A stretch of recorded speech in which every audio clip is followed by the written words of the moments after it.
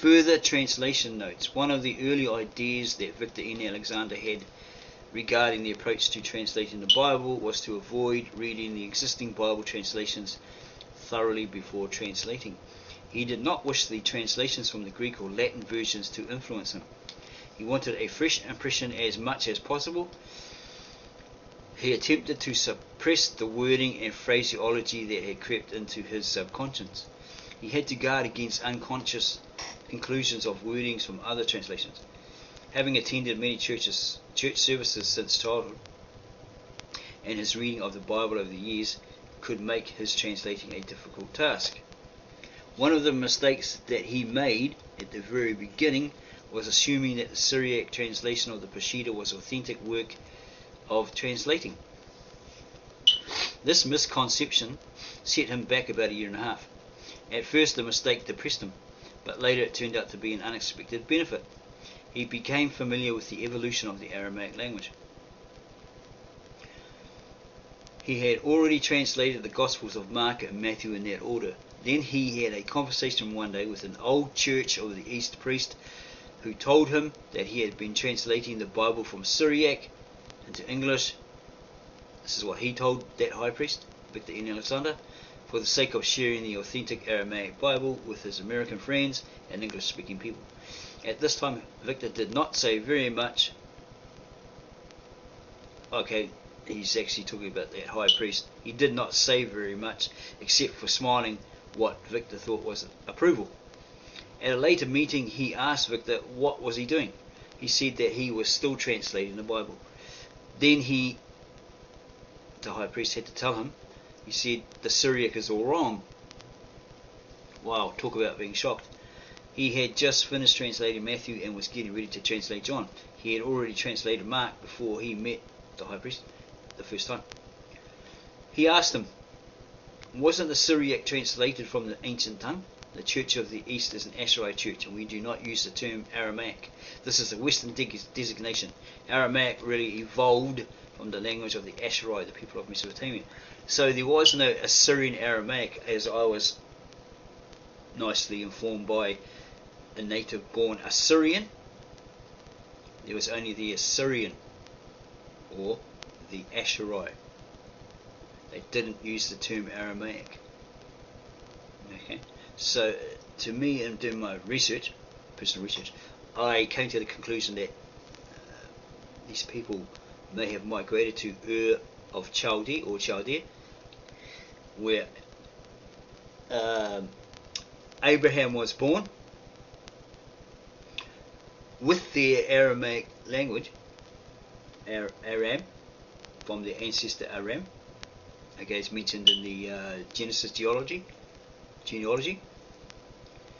and then, like most migrants, they've latched on to the host country's traditions, culture, language. They've adopted it and adapted it, so it became Assyrian Aramaic, but it's formerly known as Assyrian or Asheri. This is a Western designation, so they've named it that. Okay, important thing to note. Why? Here's proof why. This is ik. Okay, on the end of these words, ear, ik and ear, they are end prefixes. If you define what these are, and then look at the etymology, they come from the Greek. They're Greek loan words. Okay? Greek and Latin loan words. The definition, if I remember rightly, is indicating that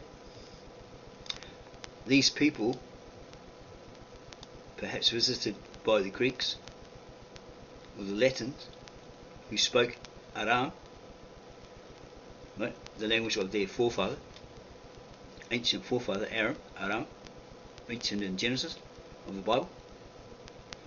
Okay, so they spoke his language, the language of their forefathers, and they were the possessors of it. This is what this means here.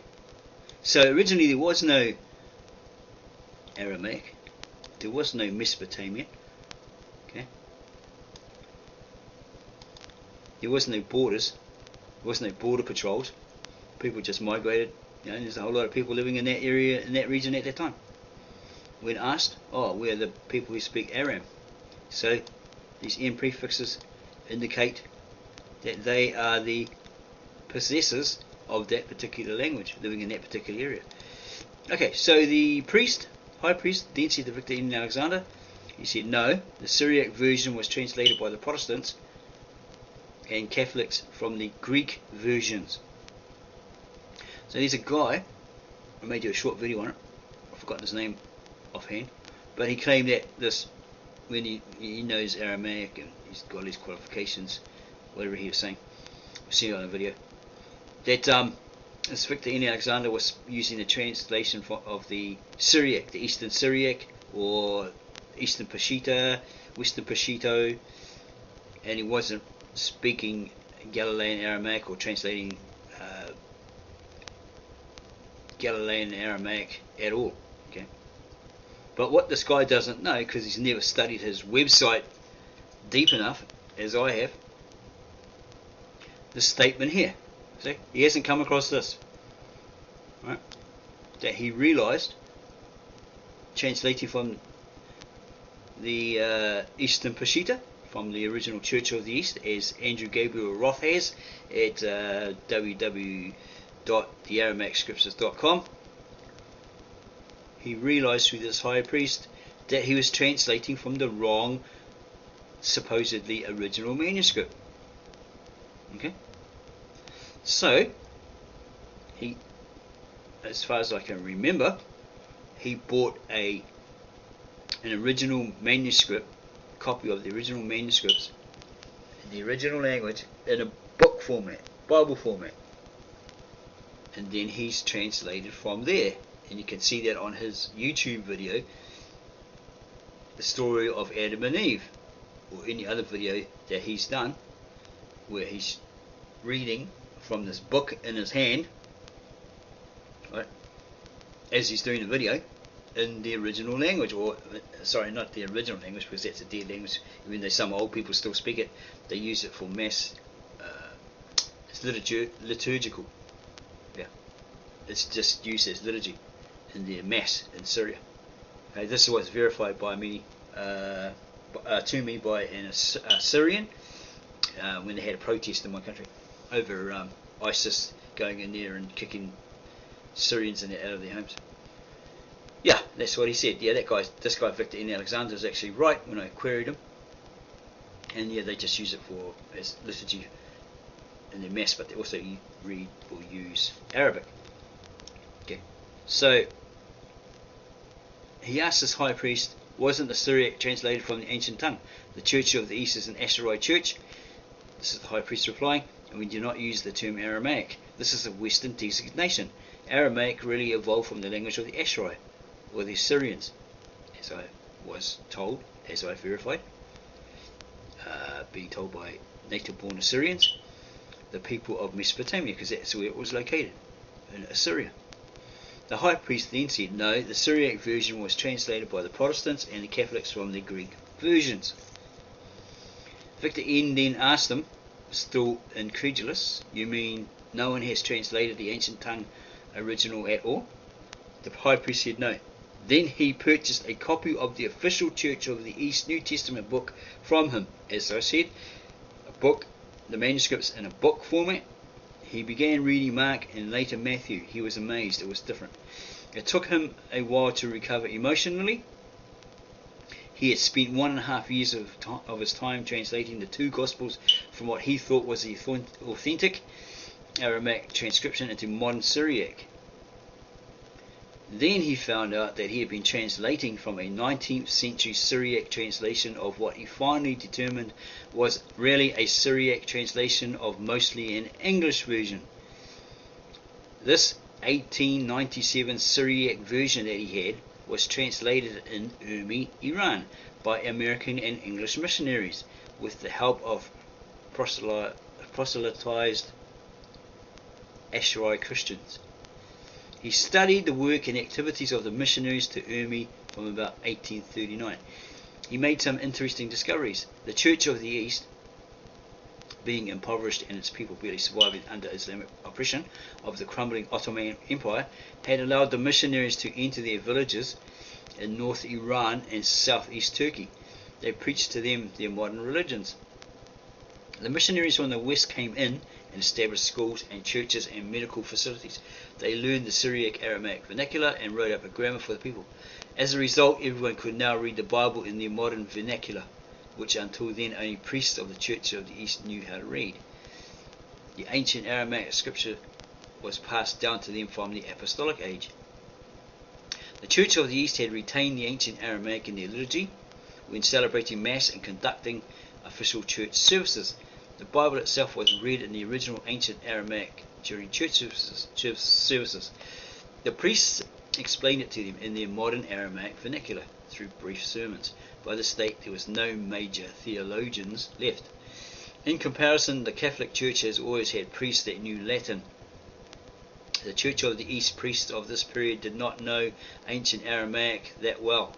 However, the Catholic Latin version was a translation of the Greek, which is itself by definition a translation of the words of Jesus Christ spoken in ancient Aramaic.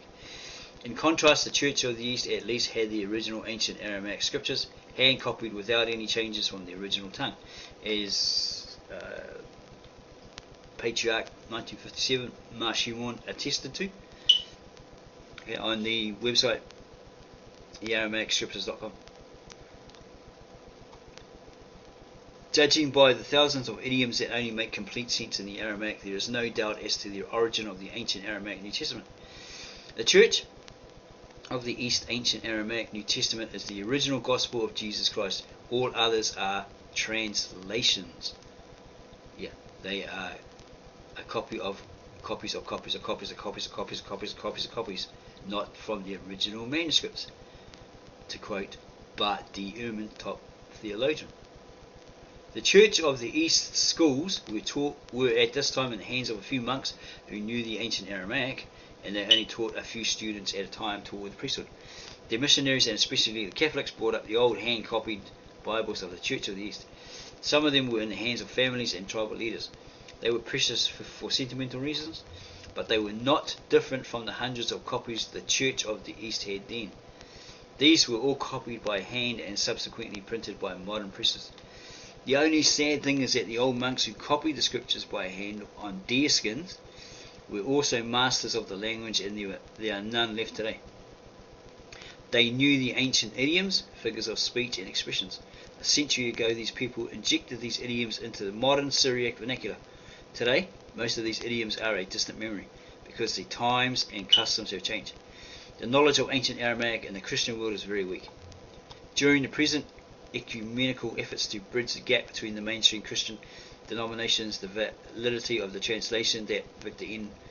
was doing is overshadowed by larger concerns of keeping the faithful united. The Church of the East, therefore, has no plans to translate the ancient Aramaic scriptures soon. One can understand their reluctance, since they may feel that they have it already in the original language, and therefore why translate it?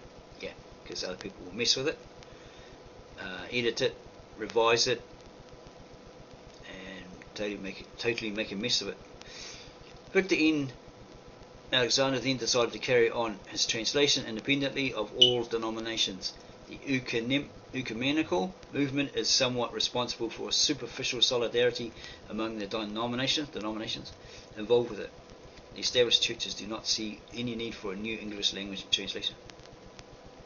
As he resumed the work of translation after all these considerations, Victor N. decided not to go back and retranslate Mark and Matthew immediately. The old translated verses were still fresh in his mind, and he did not want to fall in the trap of rushing through them and conforming them superficially to the new reading of the ancient Aramaic. He opened up John and started reading the ancient Aramaic of this gospel for the first time, and he was awed by it. Here was a clear view of the triune God from the very beginning of the first chapter. The key word was milta, a beautiful word in its theological connotation. Logos and word are such poor substitutes. There is essentially no English translation for the word milta in a theological sense. Therefore, I had to come up with one. Victor N. Alexander translated the word milta as manifestation. Jesus Christ is God manifest. there is one God, there are three manifestations, the Father and the Son and the Holy Spirit. He translated John, then Luke, and finally he went back to Matthew and started fresh. Now, at that point, he was translating Mark. He stated here he'd keep posting his translations until he had all the New Testament. Then he'd start on the Old Testament, and then he gives you thanks and a blessing. May 10th, 1998, Victor N. Alexander. Okay, so why did I put stress on a certain person online, on YouTube or online, stating that he doesn't know what he's talking about?